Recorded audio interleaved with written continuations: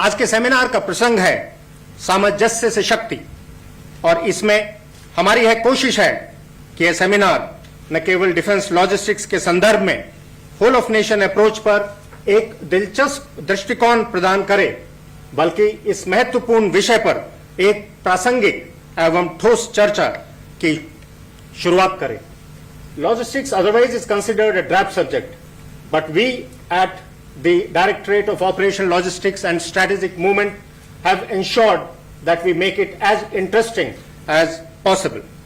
तो चलिए लॉजिस्टिक्स की दिलचस्प दुनिया के बारे में थोड़ा विस्तार से जानते हैं। ऑपरेशनल लॉजिस्टिक्स जटिल और बहुआयामी है। यह सैन्य अभियानों के सबसे महत्वपूर्ण और मौलिक तत्वों में से एक है। जैसे इकोनॉमिक्स, स्ट्रैटेजी और इंटेलिजेंस जैसे शब्दों की एक सटीक परिभाषा देना मुश्किल है, वैसे ही लॉजिस्टिक्स की व्याख्या करना या सरल शब्दों में समझाना भी अत्यंत चुनौतीपूर्ण है।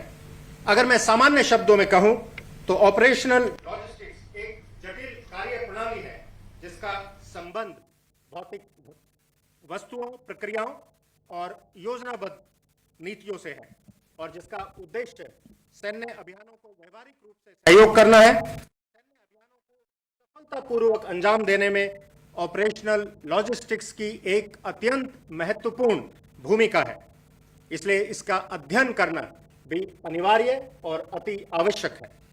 इसकी परिभाषा की अस्पष्टता के बावजूद ऑपरेशनल लॉजिस्टिक्स का उद्देश्य बिल्कुल स्पष्ट है। सैन्य अभियानों का समर्थन और इसमें भाग लेने वाले सैनिकों का सस्टेनेंस यानी निर्वाह। इसी कड़ी में अब देखते हैं कि हम इसे भारतीय सेना में कैसे अंजाम देते हैं। भारत की टोपोग्राफी विविधता से भरी हुई है, जिसमें बर्फ से ढकी पर्वत श्रृंखलाएं, उसके अलावा रेगिस्तान, मैदान, पहाड़ियां और पठार शामिल हैं। हमारे देश की इसी भौगोलिक विविधता और जलवायु परिस्थितियों के कारण ऑपरेशनल लॉजिस्टिक्स की चुनौतियां और बढ़ जाती हैं। भारत की उत्तरी सीमाएं 3,488 किलोमीटर, पश्चिमी सीमाएं 3,201 किलोमीटर और तटीय सीमाएं 7,516 किलोमीटर हैं। ये जटिल परिस्थितियां आपूर्ति की गुणवत्ता और मात्रा, फ्यूल ऑयल, लुब्रिकेंट्स यानी कि पेट्रोलियम पदार्थों, सैनिकों के निजी उपकरणों और इक्विपमेंट्स इत्यादि के ऑपरेशनल एंड्योरेंस की क्षमता पर विपरीत असर डालती हैं। जैसा कि हम रशिया यूक्रेन युद्ध में देख रहे हैं कि आज के ऑपरेशनल सिनेरियो में हाइब्रिड थ्रेट की वजह से लॉजिस्टिक चेन और सपोर्ट एरिया की सुरक्षा अत्यंत आवश्यक हो गई है, चाहे वो हमारे देश के हिंटरलैंड इलाकों में ही क्यों न हो। इसके साथ ही भारतीय जनसंख्या की विविधता से हमारी डाइटरी प्रेफरेंस और शारीरिक आकार में भी बहुत भिन्नता आ जाती है, और यह हमारी लॉजिस्टिक आवश्यकताओं को और अधिक पेचीदा करती है। अब अगर हम युद्ध के दौरान की लॉजिस्टिक्स की बात करें और ऐसी किसी भी ऑपरेशनल कंटीजेंसी का उदाहरण लें जिसमें हमारी सेना को उत्तरी या पश्चिमी सीमा पर मोबिलाइज होना पड़े, तो हम देखेंगे कि ऐसे इंटर थिएटर मूवमेंट के लिए हमें न केवल आर्म्ड फोर्सेस के संसाधन बल्कि देश के सिविल संसाधनों की भी जरूरत पड़ेगी, जैसे कि सिविल हवाई जहाज, रेलवे, सड़क परिवहन इत्यादि। शांतिकाल से युद्ध तक का बदलाव सुनिश्चित करने के लिए और समय पर भारतीय आर्म्ड फोर्सेस को मोबिलाइज करने के लिए न केवल डिफेंस फोर्स के संसाधनों का इस्तेमाल होगा, बल्कि नागरिक संसाधनों यानी हवाई, रेलवे एवं सड़क परिवहन का भी इस्तेमाल लाजमी है। भारतीय आर्म्ड फोर्सेस के ऑपरेशनल लॉजिस्टिक्स की विशालता का अंदाजा इसी बात से लगाया जा सकता है कि हम हर साल लगभग 7 लाख टन राशन की सप्लाई करते हैं, और इसमें से 2 लाख टन अलग अलग भौगोलिक रूप से कट ऑफ लोकेशंस तक पहुंचाया जाता है। इसके अलावा हम भारतीय सेना में अपनी फौज की ऑपरेशनल जरूरतों के हिसाब से दुर्गम परिस्थितियों में लगभग 7 लाख मीट्रिक टन एम्यूनिशन की उपलब्धता तथा स्टोरेज भी सुनिश्चित करते हैं, जिसका भंडारण अत्यंत पेचीदा है, क्योंकि यह 4 अलग अलग यूनाइटेड नेशंस हजार्ड डिवीजन में अग्रिम क्षेत्रों से हिंटरलैंड तक विभाजित है। हमारे आयुध भंडारों में सुई से लेकर टैंक तक लगभग 6.25 लाख की इन्वेंट्री है।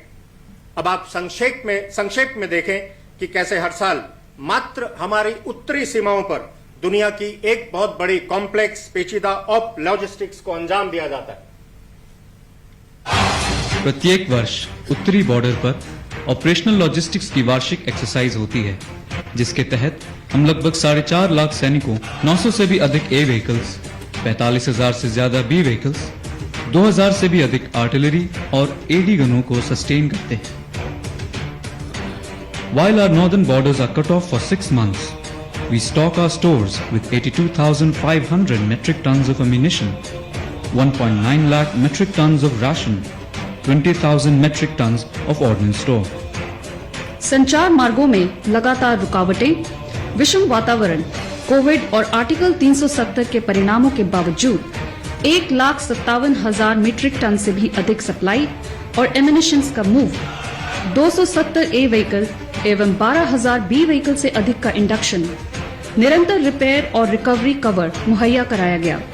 Successful induction of heaviest artillery across Zojila and Baralachila, stocking of over 1 lakh kiloliters of FOL, induction of animal transport to remote locations, delivery in Op Meghdut by porters, snowmobiles and ATVs, forward delivery by ATVs assisted by massive scale ammunition roll exercise has been part of a massive ground and air maintenance based logistics support.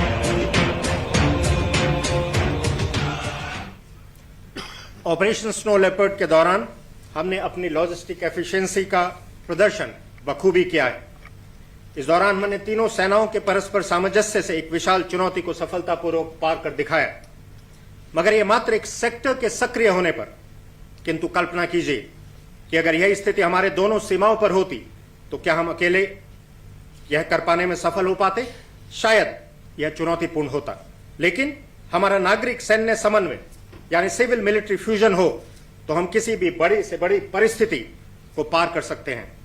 मैं यहां पर कोविड-19 के दौरान किए गए कार्यों का भी उदाहरण देना चाहूंगा।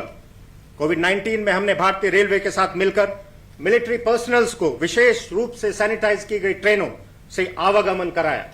लगभग 22,000 मीट्रिक टन मेडिकल ऑक्सीजन के लिए 213 मिलिट्री रिक्स चलाए। हमने विदेशों से आए हुए भारतीयों के लिए सबसे पहले क्वारंटीन कैंप्स बनाने की पहल भी की। यदि हम कुछ विकसित देशों के मॉडल और सैन्य लॉजिस्टिक्स में उनके द्वारा किए गए परिवर्तन की यात्रा का अध्ययन करते हैं तो हम देखेंगे कि एक प्रभावी सिविल मिलिट्री स्ट्रक्चर को स्थापित करने के लिए हमें और कदम उठाने होंगे। नागरिक और सैन्य इंफ्रास्ट्रक्चर दोनों स्पष्ट रूप से वह आधार है जिस पर एक राष्ट्र की व्यापक राष्ट्रीय शक्ति यानी कॉम्प्रिहेंसिव नेशनल पावर का निर्माण किया जाता है। बेहतर सैन्य इंफ्रास्ट्रक्चर हमारे वॉर पोटेंशियल के लिए अनिवार्य है। अगर हम चीन का ही उदाहरण देखें, जहां सिविल मिलिट्री सामंजस्य राष्ट्रपति शी जिनपिंग द्वारा स्वयं संचालित किया गया है, उन्होंने एक military civil fusion development committee का गठन किया है जिसके तहत 6 सिस्टम ऑफ सिस्टम्स हैं। पहला, fundamental domain resource sharing system of system, जिसमें डिफेंस इंफ्रास्ट्रक्चर और सिविल इंफ्रास्ट्रक्चर दोनों शामिल हैं। दूसरा, defence technical industries system of systems, जिसमें डिफेंस और सिविल टेक्नोलॉजिकल इंडस्ट्रीज शामिल हैं। तीसरा, military civil coordination technology innovation system of system, जिसमें डिफेंस और सिविल इनोवेशन सिस्टम्स दोनों शामिल हैं। चौथा, military personnel cultivation system of system, जिसमें नेशनल एजुकेशनल सिस्टम भी शामिल है। पांचवा, सामाजिक समर्थन और पीएलए का सस्टेनमेंट एसओएस, जो कि मिलिट्री और स्टेट सोशल सर्विस सिस्टम को सपोर्ट करता है। छठा और अंतिम, national defence mobilisation system of system, जिसमें स्टेट फोर्स मैनेजमेंट भी शामिल है। सिविल मिलिट्री फ्यूजन का इससे बेहतर उदाहरण नहीं मिलेगा। वहीं हमारे पश्चिमी पड़ोसी देश की लॉजिस्टिक क्षमता उसकी खराब अर्थव्यवस्था और संसाधनों की कमी के कारण लंबे समय तक सस्टेन नहीं कर सकती है। इसका एक कारण यह है कि उक्त देश भी सुरक्षा उपकरणों के लिए बहुत ज्यादा आयात पर निर्भर है।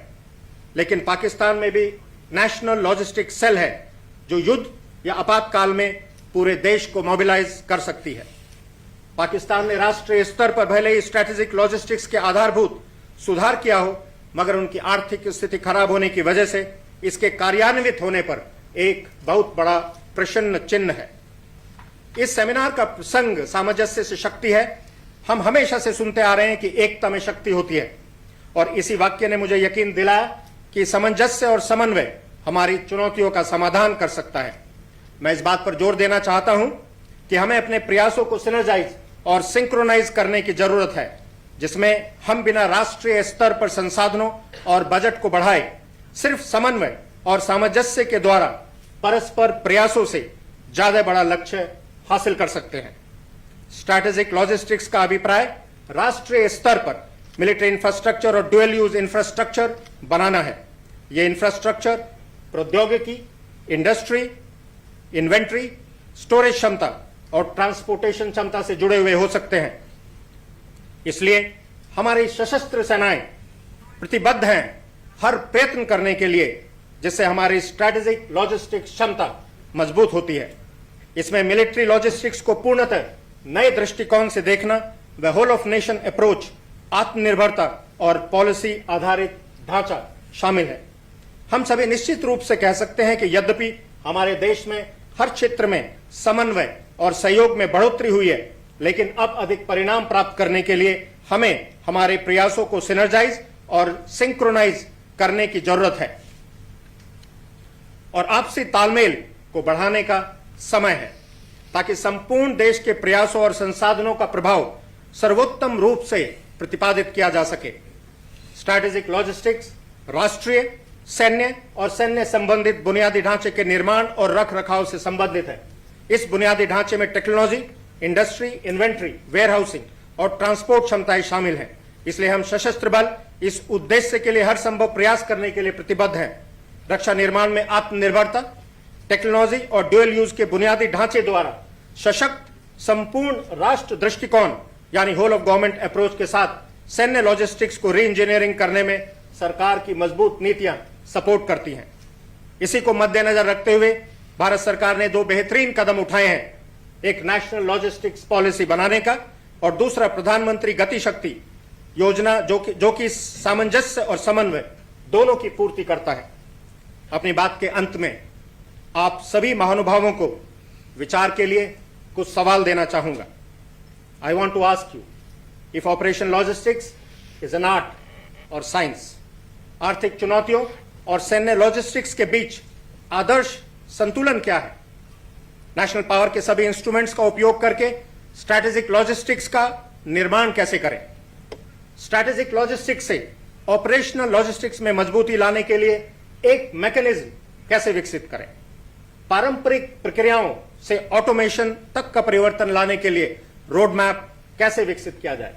और अंत में कैसे नागरिक और सैन्य उपयोग दोनों के लिए हमारे लॉजिस्टिक्स नेटवर्क को समन्वित करने के लिए एक इंस्टीट्यूशनल ढांचा तैयार किया जाए? फील्ड मार्शल मॉन्टगोमेरी ने कहा था कि द्वितीय विश्व युद्ध के दौरान 80% समस्याएं लॉजिस्टिक्स से संबंधित थी। रशिया यूक्रेन युद्ध का विश्लेषण भी इसी तथ्य की पुष्टि करता है।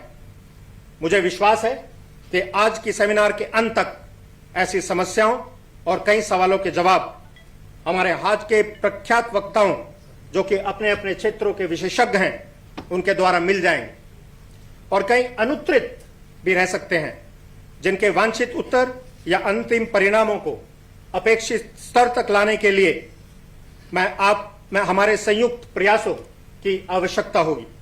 इसलिए मैं आप सभी से सक्रिय भागीदारी की आशा करता हूं। हमें मिलकर बदलाव लाना है और अंत में मैं फिर से यही कहना चाहूंगा कि भविष्य सामंजस्य से शक्ति का है। Towards the end, before I sign off, they say one of the best gifts that you can give is the gift of your time. And I thank each and everyone who's here and who has joined us online for having given us the most invaluable gift, that is the gift of time. Thank you. Dhanyavad. Jai Hind.